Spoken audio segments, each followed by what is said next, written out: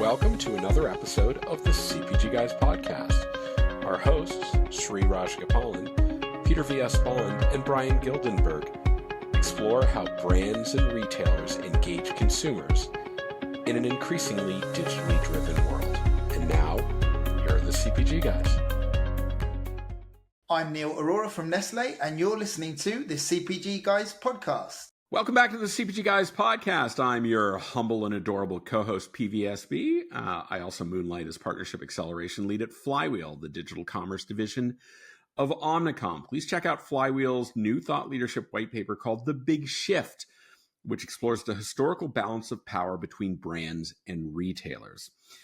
As we record this episode, my intrepid partner Sri has fled the Raj Mahal along with his celebrity family and headed to Indio, California, home of Coachella, for a vacation weekend. So he's not able to join me today, though I will be reunited with him in a few days in Ithaca, New York, as the CPG Guys kick off Cornell University's annual Food Executive Program. But fear not, loyal listeners, we have a familiar voice joining me today to co-host the episode. All the way from Barcelona, Spain, making his fifth appearance on the CPG Guys, is the driving force behind the success of our sister podcast, the Red Hot FMCG Guys, in Europe, which recently crossed 15,000 LinkedIn followers. Of course, I'm talking about the Director of Executive Search at Dwyer Partners. I'm proud to call him a very good friend. Please welcome Daniel Torres Dwyer. Daniel, how you doing, man? Hey, Peter. Very good. Sunny afternoon here in Barcelona. Summer took a while to come, but it's finally here. So good to see you. I'm so jealous that Sri got to go over to Shop Talk Europe this year. I was looking forward to spending time with you there, but we did actually get to spend some time together when we convinced you at the last minute to make a trip up the coast to Cannes. And so you and Sri and I were walking around, even recording some podcast episodes together. It was a lot of fun. That was a long drive, but it was worth it. It was worth driving up the coast to Cannes. And I can tell you, I feel like I only scratched like 20% of the surface, but it was still extremely relevant. So I'll definitely be there next year. And by the way, Peter, did I hear fifth appearance on the podcast? Yeah, fifth appearance. Yeah, okay, sure. And what else? Your fifth appearance. That's the one right after 4 and the one before 6. Yeah. And isn't there something that happens around the jacket for the fifth appearance? Jacket? You mean the coveted 5-timer CPG Guys varsity jacket? Exactly. Yeah, well, I guess you technically qualify now. Yeah, I mean, I listened to all your episodes, so I'm aware of that. I'm well aware of that because you mention it every third episode or something. So, darn crap. Boy. Okay, so I think we kind of do it. But you know what, Daniel? You've been such a good partner at the FMCG Guys. I think that a CPG Guys 5-timer jacket is not quite befitting of you. I think you need something a little bit better. So here's what we're going to do. We're going to design a 5-timer jacket that focuses on the FMCG Guys. So you have a little more high-end swag to complement. And if anyone's watching this on video, you've got your lovely FMCG Guys Hawaiian shirt.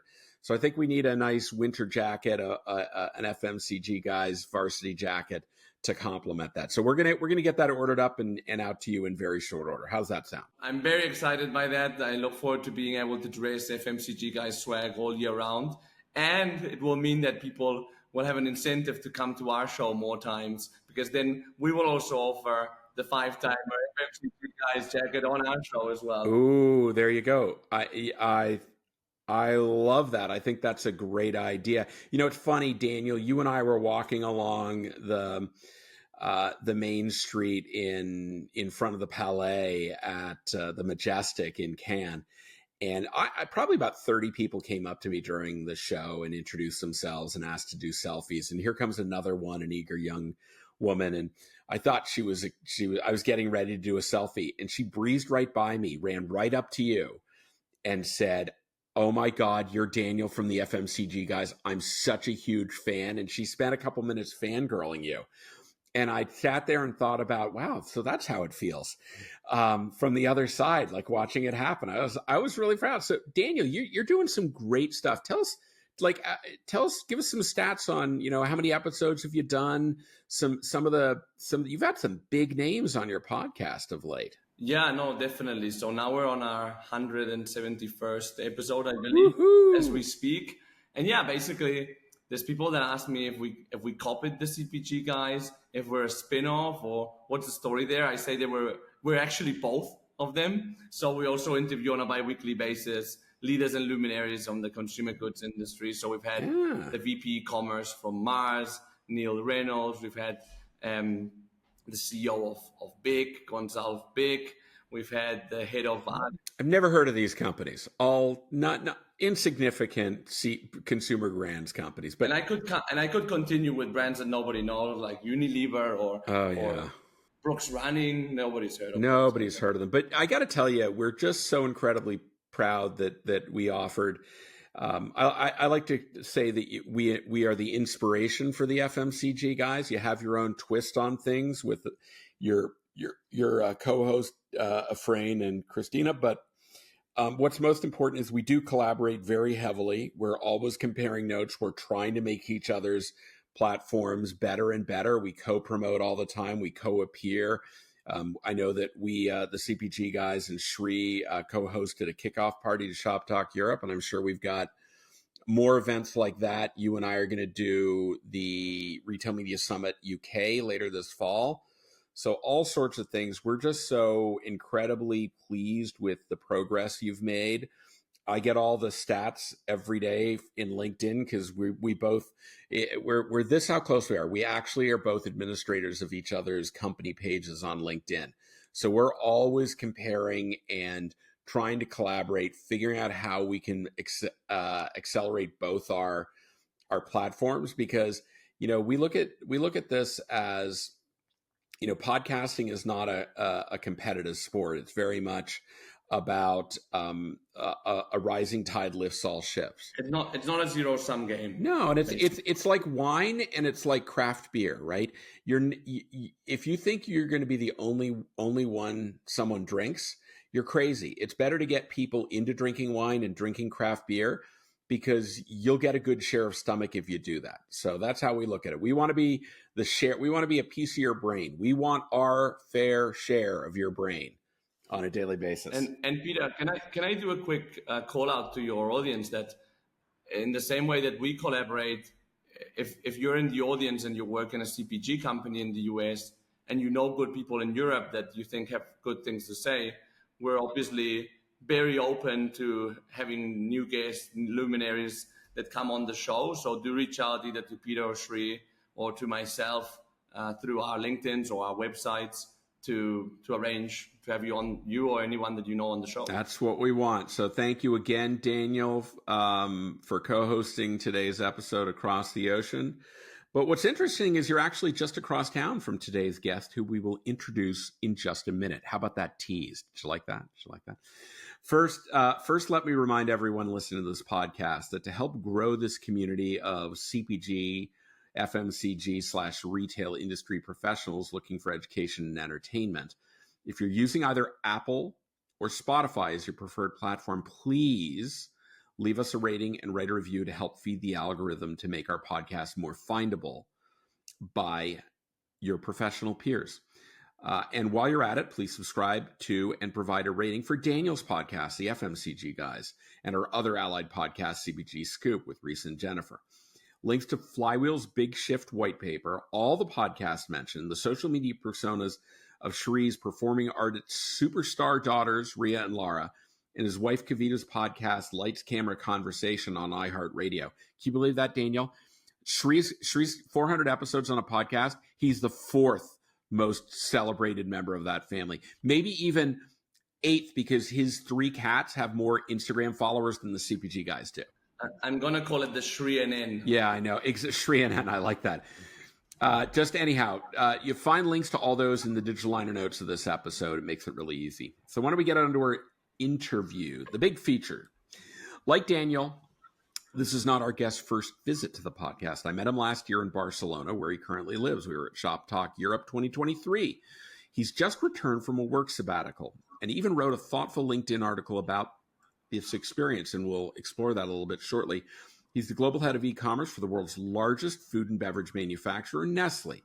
Please join Daniel and me in welcoming back Neel Arora. Neel, welcome. Good to have you back on the CPG Guys. How you doing? Hi, Peter. Hi, Daniel. Thanks so much for having me back on the show. Oh, man, we are so excited to have you. I can't wait to dig into the questions about it. I really love that article you wrote on LinkedIn with some of your perceptions of the perspective you got taking some time away from work and how you're reinvigorated going back into it. Before we get to the questions we've prepared, why don't you share with our audience what your current remit at Nestlé entails? So my current remit is I'm responsible for all online sales at Nestlé. So that's all categories, all brands, all markets.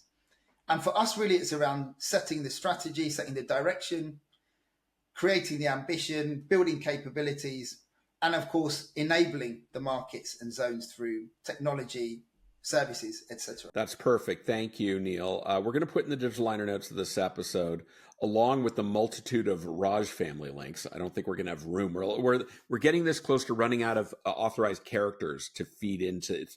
It's like how many characters you can have in a product description. On Amazon, they have limits that we're getting close with all of his family links. No more Shri, no more. But we're going to include links to your LinkedIn page, Nestlé's LinkedIn page, and Nestlé's corporate website so that our listeners can multitask while they listen to our scintillating conversation today. How about that? Neel, the CPG Guys are really excited to hear about the sabbatical that you took, and we're able to do so. Many things most wait until they are retired. I mean, what a great opportunity that you took. What did you get from that experience? What would you pass on to other people that are still, deep in the career path and haven't really considered a sabbatical until they do retire?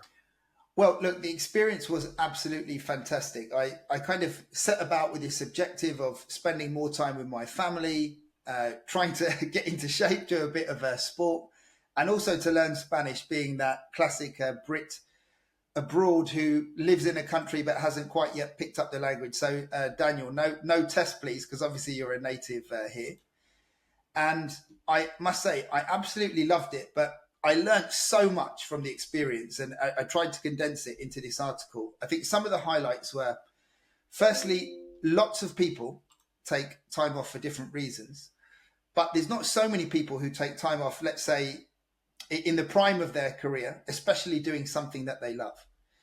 But I kind of remember the old adage that nobody lay on their deathbed and wish they spent more time in the office.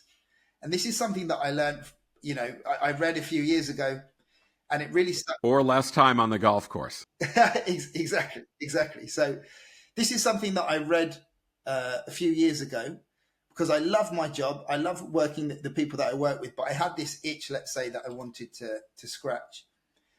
One of the things which surprised me was, even though lots of people take time off, it's sufficiently unusual that people said, okay, what are you doing?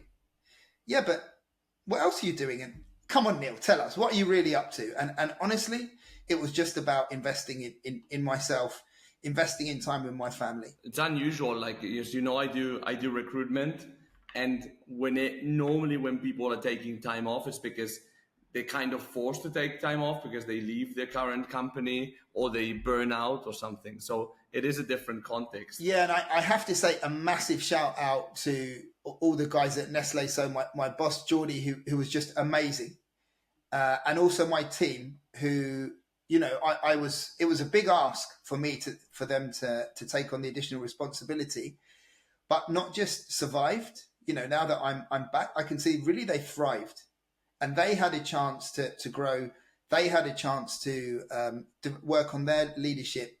So I'm still only just back, but let's just say first reaction is it seems like a win-win for everybody. And before I forget, because I'll get in big trouble, I also have to thank Mrs. Arora, because she was the one paying the bills, working whilst I was, taking time for myself. Well, thank you, Mrs. Arora, for putting up with Neel at home all the time. I'm sure that must have been your toughest assignment. But I'm gonna ask you, Neel, what all your friends and people were asking you. What were you actually doing during your time off? And now in a more serious note, like how did you manage to disconnect from work and also make peace with your decision to recharge and so on? But it is an unusual one, and when you take unusual decisions, people doubt you. Yes. So look, the funny thing for me was I found switching off honestly really difficult. So my first few days off, I was thinking to myself, I've got this time off. I've got this incredible opportunity. I've got to make the most of every minute that I've got. I could do this. I could do this. I could do this. Because this is what I think many of us are like in work, right? This is what drives us.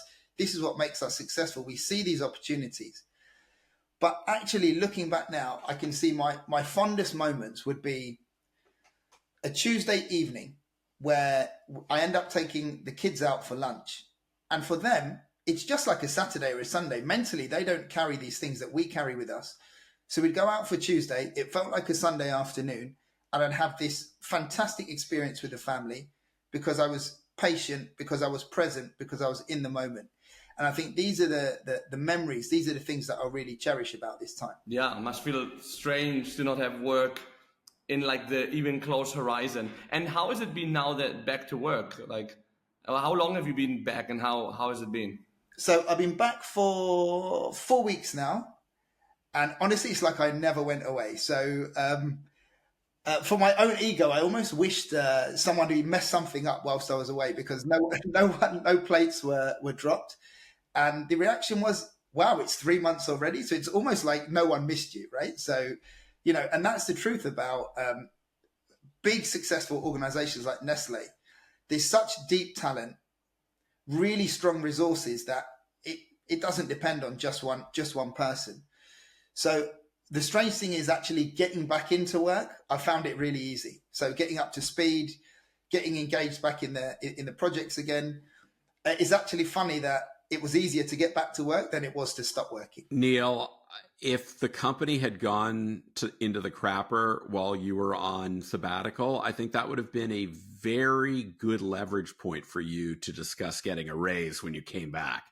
But anyhow, so let's talk about what you are doing now. You made mention of the fact what your remit is. Why don't you give us an idea of what a day in the life of Neel Arora as global head of e-commerce really entails at such a huge manufacturer like Nestlé? Sure. So as I mentioned, there's really a handful of key things that we do, and any day could include any combination of these things. So one is around setting the strategy, the ambition and the strategy. And here we provide, specific how-to guides for the markets. And also sometimes we're coaching in the market, helping them build really strong action plans. The second one is around capabilities. And here we're creating content for the markets to digest, to absorb. But also we put loads of work into creating a community and sharing best practices between the markets. And then the third is around enablement. And this is relatively new for us as a global team. It's been the last year and a half, in the last 3 years. And this is about providing tools, technology, and services. So in any one day, I could be doing a combination of these things. So sometimes I'm in Barcelona with my team, preparing a training or in calls. Sometimes I'm in our head office in Switzerland, working with colleagues in marketing, in the rest of the global sales team, with our colleagues in IT on specific projects. And then sometimes I'm out traveling. I'm in the markets. I'm helping them drive changes, helping them firm up their strategies, and also taking their best practices and sharing it with the next markets that I'm able to visit. Don't you love going out into the markets? I was down in Mexico City last week, my first visit there, and I got to see both how people are using digital commerce and content, to your point, to really accelerate the path to purchase, the consumer journey, but then also seeing, where are some of these omni-channel retailers in their evolution. I saw some that were definitely moving in the right direction. Some of them are still very, very rudimentary. I've got to imagine that it's, setting a bold engagement strategy for working with your retail customers where they are, not necessarily where you think they should be, has to be a lot of work, but it can be really satisfying when you help move them in that direction.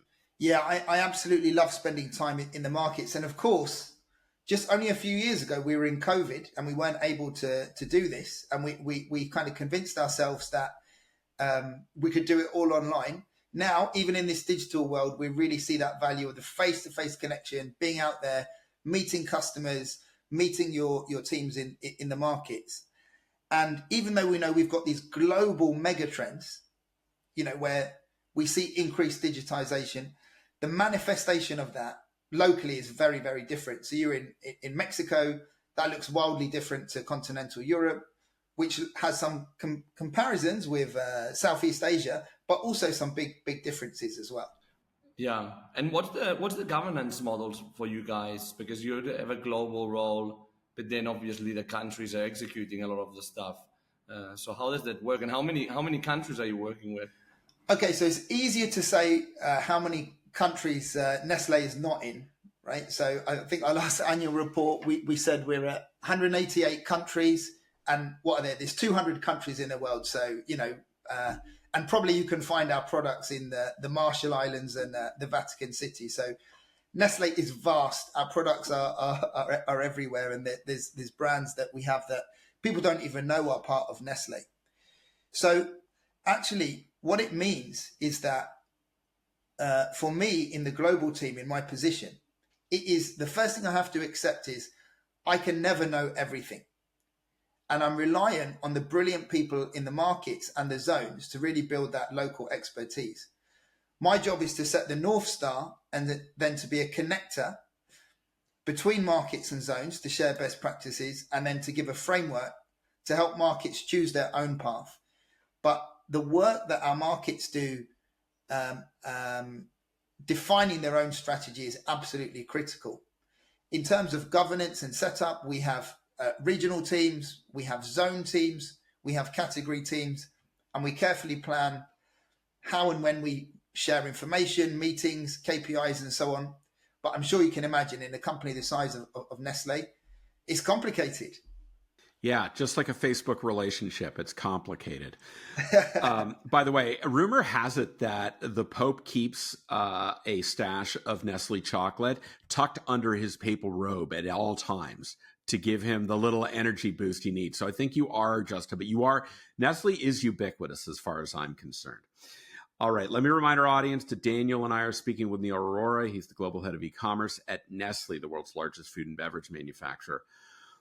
So now that we understand where you are, how do you start helping your global organization measure success? What metrics do you create for accountability or inspiration?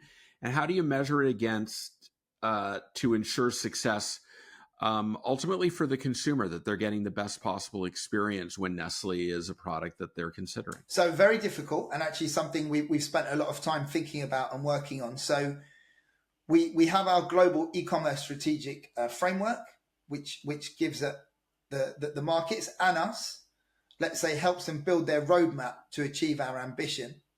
And then what we've done is create what we call the e-commerce metrics that matter. So for each part of our strategic framework, we have leading and lagging indicators. And we've kind of promoted the most important ones, which we try and capture, we try and aggregate at a different level. What about like the digital shelf, right? Because especially like in the US, it's relatively uniform. You have like the big retailers, but then when you're managing all the world, and specifically in Europe, every country, I think, works a bit different. You have different retailers. How do you align, like country by country, those outcomes at the digital shelf? Is that like through these metrics that matter, or do you have like a different framework for that specific results of the digital shelf, in which it's not only about like commercial sales performance, but a lot about driving that top line marketing as well? Great question. So look, digital shelf is a big focus for us right now in the e-commerce team, and more generally at Nestlé, for a couple of reasons, right? Firstly, we all know the context, which is that the industry is going through a different cycle now when it comes to growth. Growth is hard to come by. And execution on the digital shelf is a critical opportunity to help grow and drive our sales, right? If you're not executing there, then you're leaving money on the table. So there's a lot of attention on our execution standards. Supporting this, we've just rolled out a technology globally in 65 different countries, in almost 400 retailers, with a consistent framework to measure our e-commerce execution on all of our categories. So this is the level of effort we're putting into this. And what it gives us is both huge scale insight, where we can see the trends, see the best practices by market, by categories, and also the opportunities and gaps we have to improve. But it combines that with actionability. So we can use these tools to dive into what was happening in Walmart, in this postcode, in this store last week, to look at our on-shelf availability, to look at our content execution, etc., etc. So big focus for us. And really for the next year, our team, it's going to be a big priority is driving out on-shelf execution standards. You made mention at the beginning of our conversation about the importance of content. Anyone who listened to this podcast knows that Sri, when he was at J&J, under the tutelage of Chester Twigg, who's now over at BIC, used the term called SCANR, SCANR, which stands for Search, Content, Assortment, Navigation, Ratings, and Reviews. Those were the components of digital shelf excellence that they were focused on. Let's talk specifically about the content piece, because you brought it up. Does building brand content make a difference anymore in a digital creator economy? I mean, how do you integrate all the incredible user-generated content coming from social media into what you do? What's like the new norm, or is there one? Is it ever changing? Like what are you doing to make content help your brands reach customers in a meaningful way that drives conversion? So it's funny you mentioned SCANR, because as part of this tool rollout, we've created our own acronym at Nestlé. I know many companies have their own acronym. Ours is called ADAM. So the A is availability. The D is discoverability. The second A is attractiveness. And then the M is for media. So this is a new thing we've tried to add into our digital shelf scores, is actually the element of driving traffic to the detailed pages. And to answer your question directly, this is critical because we know that today our product detail pages have huge amounts of traffic. So they're not just affecting our e-commerce sales. The tools are helping us measure our in-store availability. They're also helping build, or rather they are giving information to consumers about our brand. So when we look at the traffic to our product detail pages and we compare it with some of our websites that we own, sometimes it's much, much higher. And then we also know that consumers are looking at ratings and reviews to help make their own decisions before that final add to basket, that final purchase.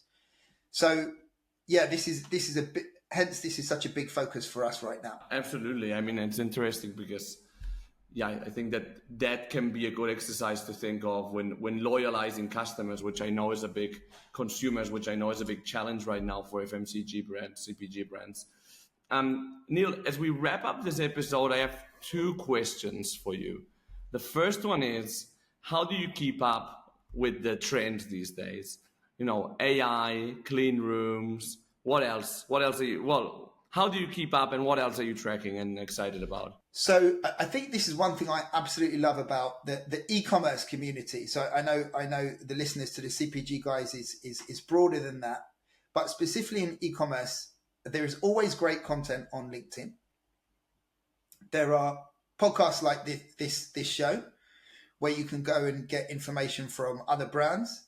And then there's great industry events. Peter, you and I, we first, and indeed Daniel as well, we, as you mentioned at the start, we first met at Shop Talk Europe. I also met Sri there this year, which led to this podcast. And then the other thing is, honestly, people in our industry are just nice. You can talk with peers in a non-compete way, and share what it is that you're working on. But I really force myself to make time to do that, especially when you work at an enormous organization like Nestlé, which is really difficult to navigate. It's easy to have all of your time, all of your diary time, which is absorbed with your internal connections. But if you really want to be at the leading edge, I think having these connections, talking to smaller companies, talking to tech providers, is a critical part of our job. Let me remind our audience again, if you're using Apple or Spotify, please take the time to give us a rating and write a review to tell us what you like or what you don't like about the CPG Guys. If you don't like me on the CPG Guys, don't write about that. I don't really care. I'm not going anywhere. But seriously, if you think you or your company has some thought leadership to contribute to this ongoing conversation in our community, drop us a line at contact@cpgguys.com. Maybe you can appear on a future episode of this podcast. Finally, we want to thank our 33,000 LinkedIn followers and growing, many of whom are part of the 15,000 followers of the FMCG Guys. We are honored to be part of your podcast rotation. I speak for Daniel when I say that as well. Neel, thanks again for joining us today to share your thoughts around your experience, where Nestlé's going, and how you're keeping track of all the great things that are going on in this industry. Really appreciate it. Episode 2, 3 more, and you get your own 5-timer jacket, my friend. We'll send you some other swag in the meantime, just to keep you happy. How about that? Brilliant, brilliant. I'm sure Daniel will be happy to give you some FMCG Guys swag too. And probably even an invitation onto the FMCG Guys. I'm sure he'd love to talk to you. Daniel, thanks again for co-hosting today's episode, and let me assure you that your very special FMCG Guys version of our 5-timer jacket is being produced and will be dispatched to you in very short order. Before we close, what were some of the highlights of our conversation that really caught your attention? Yeah, absolutely. So first of all, the fact that you can go away for 3 months being like a leader of many teams, and that things still seem to work seamlessly. I think that's a good example of leadership, right? And it takes like that exercise of ego, of letting the ego on the table and let other people take the lead while you're the northern light, right? The northern light, I mean the northern star. Northern light is the aurora, right? Exactly, aurora borealis. So be the northern light of that team while the other people execute and actually take the medals sometimes. And that comes as well in global, where you can never know everything, and countries have the expertise. So the role of global is to be a connector between markets and zones and give a framework for countries to have their own path, but still have that face-to-face interaction, because that really makes the difference. Neel also talked about e-commerce metrics that matter, but also in a different note, when talking about the digital shelf, and it just comes to show how important it is, completely different framework, well, not completely different, but really exhaustive framework of 400 retailers across 65 countries to analyze metrics for country and category, and also action initiatives. We talked about like the product display page, which has a lot of traffic, which I was surprised about, and that I think can really help brands engage customers in the different levels. So keep that in mind, and also ratings and reviews. And finally, we talked about working in an industry where people are nice and open to share knowledge. And I would also add, I totally agree. And it's an industry where everybody likes what they do, and people are very passionate. That's why when they leave, they come back for more. Thank you for that, Daniel. Yeah, I agree. We are in a collaborative environment. No greater evidence than on this very own podcast. We open up every episode with the Fresh 4 News segment, and Melissa Burdick, she's president of PackView, which competes with Flywheel. But at the end of the day, we're all about raising the bar in our industry. We're all friends, and we're all trying to advance the ecosystem that we live in. So I agree with you. We are very collaborative. Anyhow, thanks again for joining us. To our audience, we'll get together once again on the next episode of The CPG Guys. Goodbye.